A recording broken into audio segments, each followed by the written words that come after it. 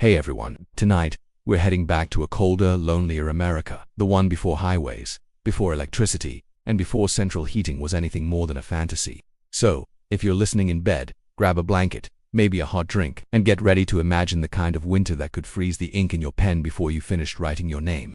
This is the story of how American pioneers survived or tried to survive the coldest winters on the frontier. It's not glamorous. It's not heroic. It's mostly about hunger, frostbite, and the stubborn human refusal to admit defeat. Because, really, who looks at a frozen, wind-beaten prairie in December and says, yeah, let's build a house here? Apparently a lot of people did. Let's start in the early 1800s. America was young but already impatient. The eastern cities were getting crowded, and the dream of cheap land out west was spreading like a fever. They called it manifest destiny, which sounds noble, but in reality it was a lot of cold, muddy trudging and a shocking amount of regret. Families packed up everything they owned into wooden wagons, said goodbye to relatives they'd never see again, and rolled off into a wilderness they didn't understand. By autumn, many of them realized that building a new life meant trying to build a cabin before the snow buried their supplies. They had no blueprints, no power tools, no insulation, just axes, saws, and optimism that really should have been reined in. The first priority wasn't comfort, it was survival. A good shelter meant the difference between making it to spring or becoming a sad cautionary tale told by the next wagon train. So they started with what they had. Trees, lots of them. In the Midwest, pioneers built log cabins from oak or hickory. On the Great Plains, where trees were rare, they built sod houses, literally walls made of thick grass-rooted earth. If you've ever complained about drafty windows, imagine living in a house made of dirt that leaked mud when it rained. Still, to them it was better than nothing. The thick walls held heat surprisingly well, and once a fire was going, the inside could stay just above freezing, which counted as cozy in pioneer math. Every cabin started the same way. A rough rectangle of logs, notched at the corners to fit together like giant Lincoln logs. The gaps between the logs were filled with mud, clay, straw, or whatever material could stop the wind. They called it chinking. It didn't look elegant. It looked like someone tried to decorate with wet cement, but it worked. The roofs were often just overlapping slabs of bark, held down by smaller logs. Rain got through, snow got through, mice definitely got through. But again, it was home. The floors were dirt, the windows were oiled paper, if they had any, and if they didn't, they just left a hole and hoped for the best. The door might be a single rough plank, hung on wooden pegs, and the lock, if there was one, was a simple wooden latch. There's a saying from the time, the latch string is always out, meaning anyone could come in, because hospitality wasn't optional on the frontier, it was survival insurance. You might need the same favor next week. Inside, the fireplace was the heart of everything, not just for cooking, but for warmth, light, and company. The fire burned from dawn until bedtime, and even then, someone would pile ashes over the embers to keep them alive overnight. Waking up to a cold hearth meant starting all over, chopping wood in freezing air before breakfast. Wood was life. A pioneer's winter was measured in cords of firewood stacked outside the door. If you ran out, you didn't just get chilly, you froze. Entire families spent weeks before the first snowfall cutting, hauling, and stacking wood like their lives depended on it, because they did. Sometimes, the nearest trees were miles away. The journey back with a load of logs could take all day. And if your oxen or horse gave out, you carried what you could and hoped it was enough. Food was the other half of the struggle. By November, most fresh supplies were gone. Everything had to be dried, smoked, or salted. Meat, corn, beans, and sometimes even fruit if they were lucky. The word variety didn't really exist in a pioneer pantry. Dinner was often cornmeal mush or salt pork boiled in water every day, for months. Flour was precious. Sugar was a luxury. Coffee was heaven. If you had any, when hunting was good, they'd have venison or rabbit. When it wasn't, well, they got creative. There are old frontier diaries that mention squirrel soup, crow pie, and one particularly grim entry that simply said, "We had stew." Best not to ask from what. But the hardest part wasn't hunger.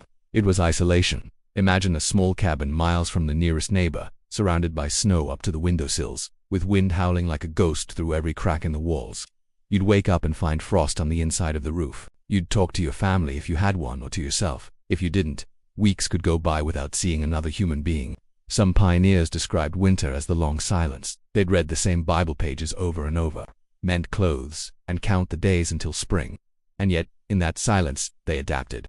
They learned to sew quilts from old clothes, to make candles from tallow, and to patch roofs with whatever scraps they could find. Human beings, when cornered by nature, get very practical and a little strange. When the temperature dropped below zero, even the animals joined the misery. Chickens stopped laying eggs. Water froze solid in buckets. Livestock huddled in crude barns, steaming in the cold, while families slept just a few feet away from them for warmth. Yes, sleeping with cows wasn't uncommon. It sounds awful, but those animals gave off heat, and in a world without insulation, that warmth could mean the difference between frostbite and waking up alive. Frontier life blurred the line between human and animal comfort. You didn't complain about smells, you were just grateful for anything warm. Still, there were moments of strange beauty in it. Pioneers often described the sound of snow falling on the prairie, a silence so deep it almost rang in your ears. Nights when the stars were so sharp and bright, you could read by them. Mornings when the world looked new, glazed in ice and sunlight. It didn't make the suffering go away, but it made endurance feel almost sacred. The land was cruel, but it was theirs, and for many, that was enough. As winter dragged on, sickness crept in: pneumonia, frostbite, scurvy, or familiar visitors. Doctors were rare, remedies were homebrewed. Whiskey, turpentine, or boiled herbs. None of them worked well, but people swore by them anyway. Children grew up fast. By 10 years old, they could chop wood, feed animals, and haul water through snowdrifts taller than they were. Childhood wasn't something you had, it was something you survived. And every spring, when the thaw came, families crawled out of their cabins pale, thinner, but alive. They'd look at the muddy thawing land and start again planting crops, fixing roofs, and pretending they hadn't spent the last 5 months half-frozen, because in the end, survival became routine. You didn't think about how hard it was, you just did it. Hey everyone, if you're still awake, congratulations, you've officially made it through one pioneer winter. Or at least, the first half of it. Tonight we're going to stay a little longer in that cabin. We'll listen to the wind scratching at the walls and see what daily life actually looked like when survival wasn't just a word, but a full-time job. By the mid-1800s, the American frontier was slowly filling up. The first wave of settlers had carved rough clearings in the forest, and newer families were arriving to find a world already halfway tamed, though tamed was a generous word. There were more cabins now, a few crude roads, maybe even a general store if you were lucky. But the winters didn't care about progress. They came just as hard every year. And while life got a bit easier, it also got stranger. People began building communities that were isolated from everything except the cold. Imagine 20 or 30 families scattered across miles of prairie, each one a flicker of firelight in a sea of ice. When the wind blew, it wasn't just noise. It was the sound of distance. Inside the cabin, things were ... cramped. A typical pioneer home was one room. Not one bedroom, one room. Everything happened there. Cooking, sleeping, eating, arguing, and trying not to lose your mind. If the family had children, which they usually did, the cabin doubled as a schoolroom, a laundry, and sometimes a hospital. Furniture was minimal. Maybe a rough table, a few stools, and a straw mattress stuffed with whatever plant material was nearby. Comfort wasn't the point. The goal was to not freeze solid. The floor was still dirt in many homes. Every morning someone swept it with a bundle of sticks. The walls wept condensation from the heat of the fire. The air was smoky from the hearth, mixed with the smell of wet clothes, animals, and salt meat. It wasn't romantic. It was survival in its purest form, ugly, but necessary. Heating that single room was a constant balancing act. Too much wood, and you'd run out by February. Too little, and you'd wake up with your boots frozen to the floor. The fireplace, though iconic, was inefficient. Most of the heat went straight up the chimney. So by the 1830s, a quiet revolution began. The Castilian stove. To modern ears, that sounds small, but for pioneers, it was like discovering electricity. Suddenly, a single box of iron could heat a cabin all night, cook food evenly, and even dry socks on top. People who could afford one bragged about it like it was a luxury car. The new Franklin model, one 1840s advertisement promised, warms thriftily, burns cleanly, and will preserve your health, which honestly was a decent sales pitch for something that prevented hypothermia. Of course, many couldn't afford one, so they improvised stacking stones inside the fireplace to radiate heat longer, or placing a pot of embers under the bed frame to warm their feet. Sometimes the fix worked, sometimes the bed caught fire. It was a delicate balance. Cooking was its own ordeal. Every meal began with chopping wood, then hauling water from a frozen creek, breaking the ice first, and carrying the bucket home without spilling it on your hands because the skin would stick. Then, you'd make a fire, wait for the smoke to clear enough to see, and finally start cooking something that probably didn't taste like much. A feast in winter might be boiled beans, salt pork, and maybe a slice of cornbread if flour wasn't gone yet. Meat had to be salted so heavily it was practically mummified. Fresh vegetables, not a chance. Vitamins were a luxury word. This is why scurvy, yes, the sailor's disease, was surprisingly common among pioneers. People went months without anything green. A few lucky souls discovered that pine needles made a kind of bitter tea that kept you alive. It wasn't delicious, but it was better than dying of vitamin C deficiency. If there's one thing that defined frontier winters, it was noise and silence. During a blizzard, the noise was relentless, wind shrieking through cracks. Trees groaning, the roof creaking like an old ship. It could last for days. People would stuff rags into gaps, nail blankets over windows, and hope the structure held. Some didn't. Entire cabins collapsed under snowdrifts. Then, when the storm passed, silence fell so deep you could hear your own heartbeat. The world outside turned to glass. Every branch glittered. Smoke rose straight up from the chimney, no breeze to move it. It was beautiful and terrifying because you knew the cold was waiting just beyond the door, patient as a hunter. Isolation was its own quiet torment. Letters could take months to arrive if they arrived at all. Newspapers were rare, and gossip traveled slower than the snow melted. Families might go all winter without hearing any news from the nearest town, so they made their own entertainment. Storytelling became survival. Parents told tales from the old country, ghost stories by firelight, or read from a worn Bible. Kids whittled sticks, played with wooden dolls, or invented games with stones. It wasn't much, but it kept minds from unraveling. The Sabbath Sunday was sacred not only for religion, but for sanity. Families bundled up and trudged miles through snow to meet at someone's cabin for prayer, song, and conversation. It was as much social therapy as it was spiritual. Still, not everyone handled the silence well. Winter madness was real, though it didn't have a name back then. Diaries described the gloom, the weight, the creeping thoughts. People stared at the same four walls for too long and started talking to the fire. Some never recovered. One woman in Minnesota wrote in 1863, "The cold is like a presence that sits in the room. It watches us, it waits. We speak softly so as not to wake it." That's not just poetry, that's a person barely holding it together. But most did hold on somehow. They kept busy. They mended, carved, read, sang, or prayed their way through. The key was rhythm, the same chores every day, no matter how hopeless it felt. You hauled wood, fed animals, cooked, cleaned, and did it again tomorrow. Routine dulled the fear. And when spring finally came, it didn't burst through the door like in storybooks. It crept, slowly. Snow turned to slush, mud swallowed your boots, and rivers swelled until roads vanished. But it was freedom. People came out of their cabins pale, blinking in the sunlight. They took stock of what had survived: animals, tools, neighbors. They patched roofs, rebuilt fences, and planted seeds in soil that still held frost. Life began again. The first green shoots in the garden were like a miracle. Kids chased chickens again. Someone played a fiddle on the porch. And just like that, the misery of winter began to fade into memory, the kind you want to relive, but you also don't forget. Because out there, survival wasn't dramatic, it was quiet, it was stubborn. It was the sound of a log cabin creaking in the wind, refusing to fall apart. Let us drift a little further down the timeline to see how the next generations of settlers learned from those early winters, how frontier technology evolved, and how the idea of home slowly began to thaw out along with the land. If you're still here, wrapped up and half asleep, good, because the pioneers were still here too. Somehow, after years of snow, mud, and slow starvation, they began to learn. The frontier wasn't conquered by force or courage, it was tamed by repetition, by watching what broke and quietly fixing it the next year. So tonight we'll see what happened when survival started to turn into stability, when log huts gave way to houses, when isolation turned into community, and when those endless winters finally started to feel a little less like punishment. By the late 1800s, the wilderness was shrinking. The railroads were spreading westward, and small towns began dotting the plains. What used to be endless white emptiness now had a few plumes of smoke, the sound of sawmills, and maybe a church bell or two. The people hadn't changed much, still stoic, still frostbitten, but their shelters did. After decades of freezing through every winter, they started to build smarter. They learned how to trap heat, how to use what the land gave, and how to make life something more than just survival. Let's start with the Great Plains, where trees were still scarce, and the land rolled flat for miles. If you were a homesteader there in the 1860s, your first home was likely made of sod, thick chunks of prairie earth, cut with a spade and stacked like bricks. It sounds ridiculous, but sod houses were actually warm, sturdy, and practically free. Each brick was about 3 feet long, bound by the roots of wild grass. You'd lay them in staggered rows, with the roots facing up one layer and down the next, until you had walls 2 feet thick. The roof, usually more sod, laid over wooden beams, then covered in straw or canvas to keep the rain out, theoretically. When it rained, parts of the ceiling occasionally fell off. Earthworms sometimes dangled from above. Snakes found their way in through cracks, but they were insulated, quiet, and cheap.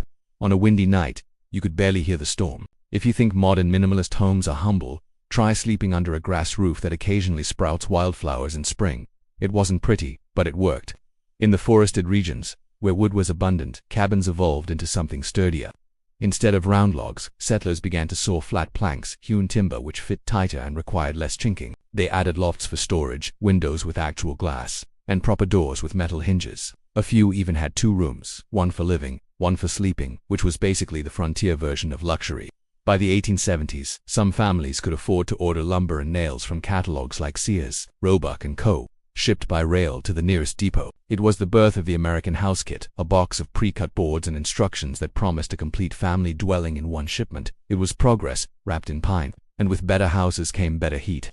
The old fireplaces gave way to cast-iron stoves with ovens and flue pipes that could be moved around the cabin to distribute warmth. Families learned to seal gaps with layers of paper and cloth, hang thick quilts over doorways, and use double windows, glass panes filled with air between them, a homemade version of modern insulation.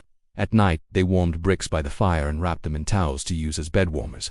Children slept 3 or 4 to a bed, mostly because of space but also for heat. Even the dogs got invited under the covers, because at 30 below, pride didn't matter. Communities began to form out of necessity. Winter had taught them that solitude was dangerous, or neighbors helped each other. If a chimney collapsed in a snowstorm, someone came with tools. If a family ran out of food, another shared their last sack of flour. Churches, schools, and grange halls became lifelines. They weren't just places of worship or learning. They were the only indoor spaces big enough to gather in. Quilting bees, barn raisings, and winter dances were as much about warmth as they were about company. And slowly, the long silence of pioneer winters started to break. But don't let that fool you. It was still brutal. Even with all their improvements, the winters could kill. In the Dakota Territory, 1880 brought what settlers called the hard winter.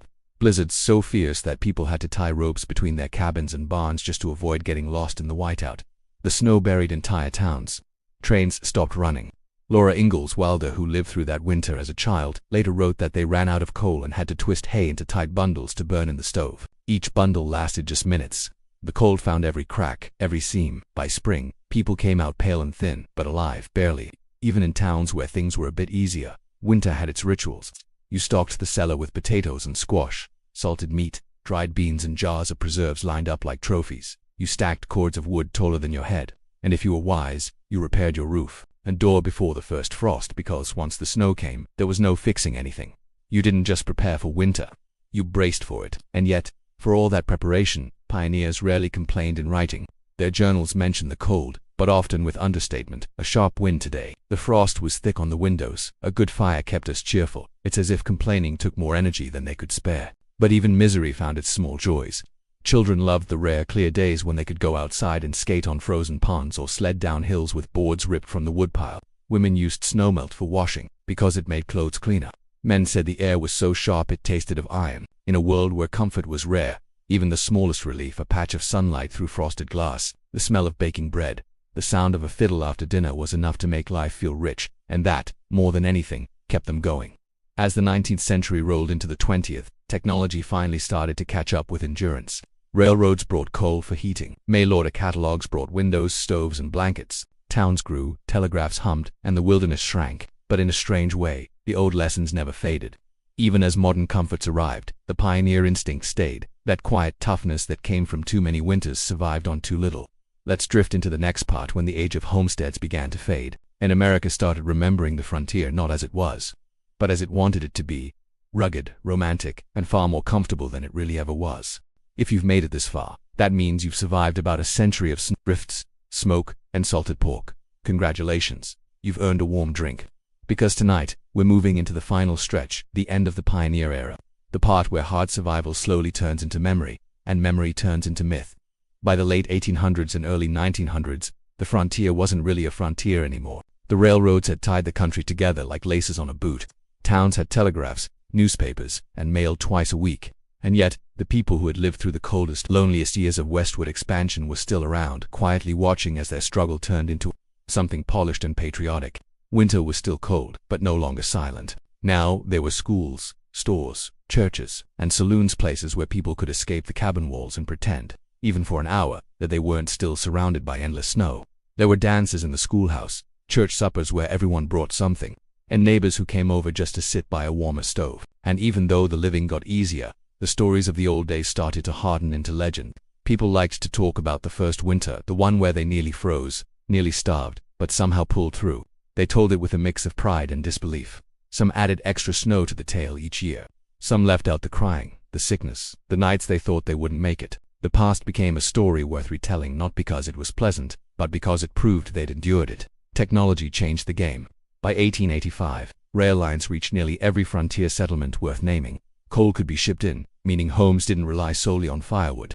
Kerosene lamps replaced smoky tallow candles. Some towns even had steam heat for larger buildings, a luxury pioneers a generation earlier couldn't have imagined. And yet, many refused to give up their stoves. The cast iron wood burner remained the soul of the home, not because it was efficient, but because it represented self-reliance. You could light it yourself. You could fix it yourself. And if the world outside fell apart, you could still make a pot of coffee and warm your hands. Comfort was creeping in, but sentimentality had already arrived.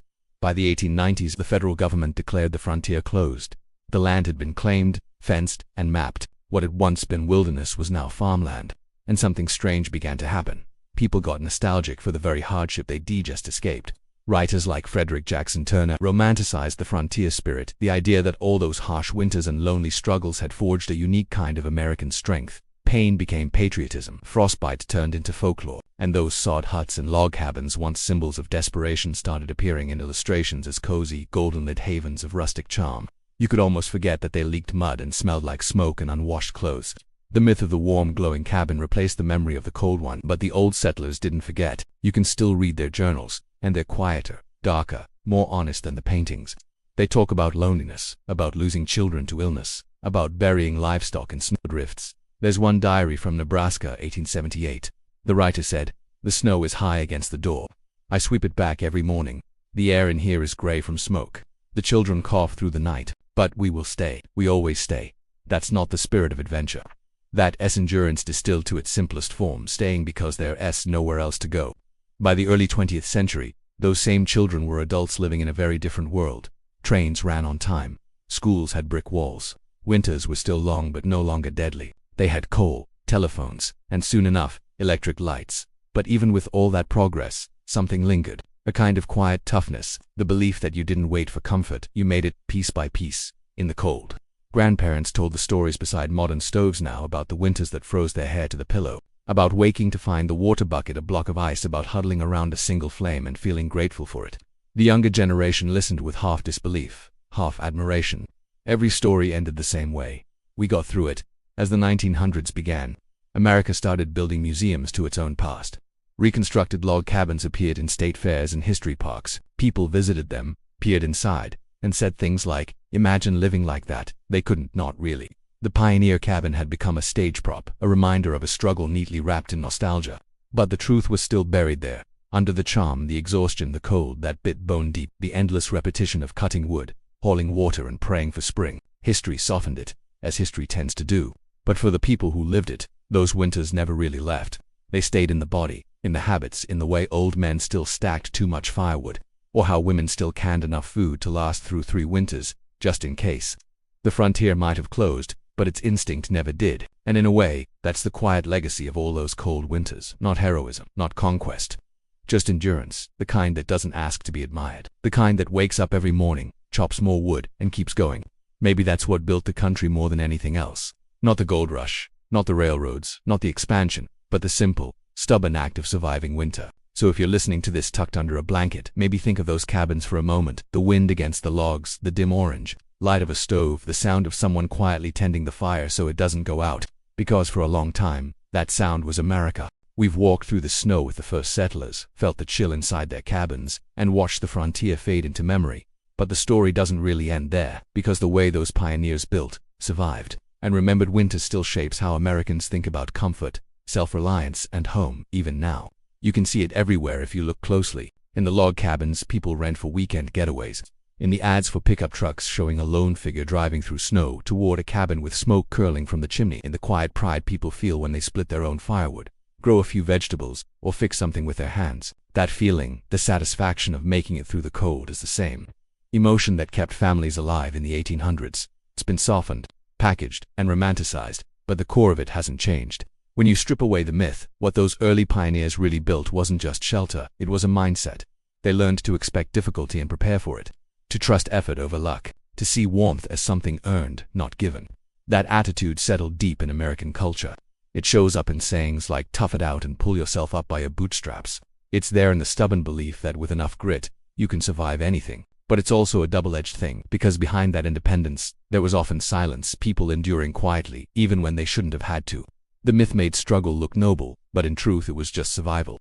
In a modern winter you can flip a switch and light fills the room, a thermostat clicks, and heat hums through the vents. But somewhere in the background of that comfort is the echo of a woman in a sod house, feeding sticks into a fire until dawn. That memory, even if you've never lived it, is part of the cultural DNA. It's why cozy means more than warm. It means safe after hardship. Every soft blanket, every cup of coffee near a frosted window, carries the faint shadow of a time when warmth wasn't guaranteed. You can even hear it in the stories people still tell. Think about how often movies, books, or TV shows return to that image: a cabin in the snow, a light in the window, someone inside keeping watch through the storm. It's comforting, but only because we know what's outside. The wind, the dark, the memory of all those winters that almost took everything. The frontier might be long gone, but its silence lingers in the way people crave solitude, in the fascination with wilderness survival, and in the romantic idea that hardship somehow purifies character. It's all a faint reflection of those early winters, replayed in safer forms. In a sense, the pioneers didn't just survive the cold, they taught later generations how to imagine survival. They gave shape to the idea of resilience. They showed that a single room, a fire, and a few strong hands could stand against a continent's worth of winter. That lesson outlasted the logs, the cabins, and even the people themselves. And maybe that's the real shelter they built, not the walls of wood or mud, but the belief that you can endure, and that endurance is enough. So tonight, if you picture one of those cabins, the smoke rising slow against a pale sky, the snow piled high outside, don't think of it as a relic. Think of it as the first draft of a story that never really ended. A story about survival and what it means to make warmth where there was none. Because every time someone lights a fire, or watches snow fall from the safety of a warm room, they're continuing that story quietly, without realizing it. Thank you for staying through this long winter journey. If you've listened all the way to the end, maybe let the sound of the wind fade and the warmth of the room remind you what they fought for. Not glory, not expansion, just a place to be warm.